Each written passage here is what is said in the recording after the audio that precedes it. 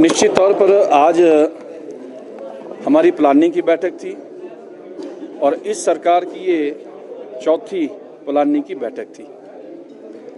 हमने तो आज सरकार से यही कहा कि जब जब प्लानिंग की बैठक होती है और विधायक अपने अपने क्षेत्र की प्राथमिकता को तय करता है, लेकिन यहाँ तो तय किया जाता है लेकिन इसके आगे वो प्राथमिकता को इम्प्लीमेंट नहीं किया जाता। मैं जहाँ तक अपने क्षेत्र की बात करूँ तो 2022 में जब डिजास्टर हुआ था तो हमारे क्षेत्र में लगभग 6 फुट ब्रिज बह करके चले गए थे, जिससे लगभग 5-6 पंचायतें, अनेकों गांव जिससे प्रभावित होते थे। तो उस वक्त भी मुख्यमंत्री जी ने कहा था कि इसको नोट किया जाए और ये जो फुट ब्रिज गिरे हैं इनको तुरंत लगाया जाए। और आज भी उसी तरह से एक इशारा करते हुए माननीय मुख्यमंत्री जी ने कहा कि इसको देख लिया जाए। हमने माननीय मुख्यमंत्री जी को कहा कि ऐसे काम नहीं चलेगा। जब 2023 से लेकर के 24, 25, 26 तक अगर वो फुट ब्रिज नहीं लगे तो निश्चित तौर पर इस तरह की प्लानिंग की बैठक में आने का कोई औचित्य नहीं है। और उसके साथ साथ मैं ये भी कहना चाहता हूँ कि प्लानिंग की बैठक में विधानसभा सत्र में जब प्रदेश के मुख्यमंत्री जी की ओर से कोई बात कही जाती थी तो निश्चित तौर पर उस काम को किया जाता था, लेकिन वैसे उस तरह से नहीं हो पा रहा है। आज हमने अपने क्षेत्र से जुड़े हुए अनेकों विषय को लेकर के आज इस प्लानिंग की बैठक में बात की है।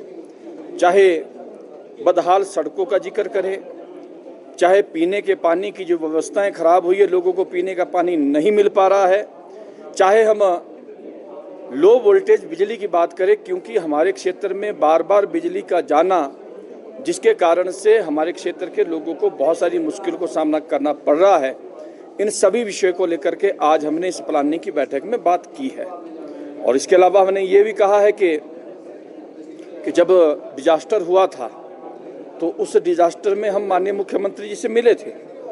हमने अपने क्षेत्र को लेकर के, सड़कों को लेकर के, पीने के पानी की सुविधाओं को लेकर के और उसके अलावा जिनके घर के आगे रिटेनिंग वॉल लगनी है, ये सारे विषय हमने उस समय उठाए थे। लेकिन मुख्यमंत्री जी ने कहा था कि आपको भी तो विधायक निधि मिलती है, विधायक क्षेत्र विकास निधि, तो निश्चित तौर पर हमने कहा था कि मिलती है। तो उन्होंने कहा था कि आप दो, हमने दी है और हमने तो घोषणाएं की है, लेकिन घोषणाएं करने के बावजूद भी जब हमें विधायक क्षेत्र विकास निधि नहीं मिल रही है तो हम उन घोषणाओं को कैसे पूरा करें, वो भी हमने आज माननीय मुख्यमंत्री जी के समक्ष इन सारी बातों को उठाया है।